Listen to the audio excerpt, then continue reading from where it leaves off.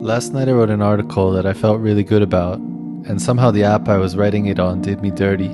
It crashed and failed to autosave as it usually does, so an hour and change down the drain. I still want to write that article, but I'll wait for now because I'm really low on sleep, and there were a couple hiccups this morning that really messed up my schedule.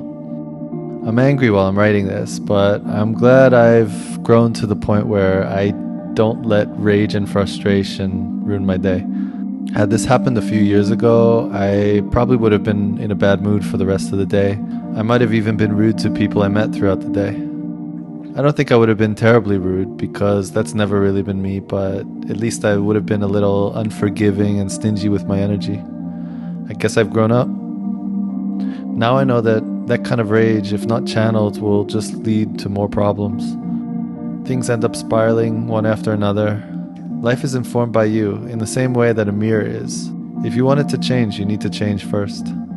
Acknowledge your feelings, but make sure to channel them where they belong. I'll set aside some time today to curse all the things I'm frustrated about, but no one else needs that kind of heaviness put on them, and I don't need to let my anger prevent me from being content today.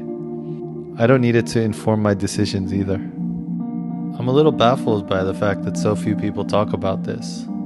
The ability we have to feel multiple emotions at the same time. It was realizing this that finally allowed me to overcome depression. Letting myself feel happy or amused while also feeling sad, upset, exhausted. It made a lot of feelings easier to process. We often either don't feel things strongly enough and have a hard time identifying our emotions, or we feel something too strongly and focus entirely on the emotion, which blinds us to everything else that we feel. But if you look at yourself honestly and quietly without judgment, you often find that different emotions tend to occupy the same space. We automatically choose one emotion or another to feel, but they're all perfectly capable of coexisting. And to drive one out or to silence it will lead us to acting against our own interests. Emotions need to be felt.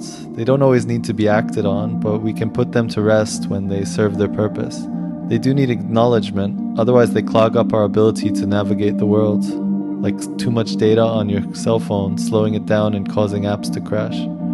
Abraham Hicks and others call emotions a GPS system that helps you navigate towards where you want to be in life. If something excites you, it probably deserves more attention and exploration. If it repels you, it's probably better to stay away from it. If it makes you nervous, it might be a sign that something's blocking your path and you're understanding more by removing the fear. Each emotion serves a purpose, and we function best when we let those emotions serve their purpose. Anger is a fire that can purify. It can allow us to cut through the bullshit and say what we were too afraid to say. If we don't harness it though, it'll let us say things we regret. Anger has become my good friend these past few years. Since I recognize that I feel other emotions along with my anger, I can see clearly that every time I feel anger, it's indicative of a desire that's been blocked. And so promoting the attainment of that desire becomes priority over expressing the anger. I transform the anger into boldness. I look strange, I don't give a fuck. I love these clothes. Someone doesn't approve of what I said? Fuck it. I believe in what I said. It's important not to let things like spite lead you, because a statement like that could easily be made in spite. It's more about the desires hiding behind the anger. The anger is merely meant to destroy the roadblocks. In my case, it allows me to be more assertive, less of a pushover, and more clear about what I want, less getting lost in other people.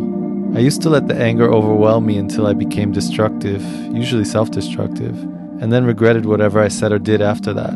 I got drunk and spent a lot of money, or I started a fight with my partner or family.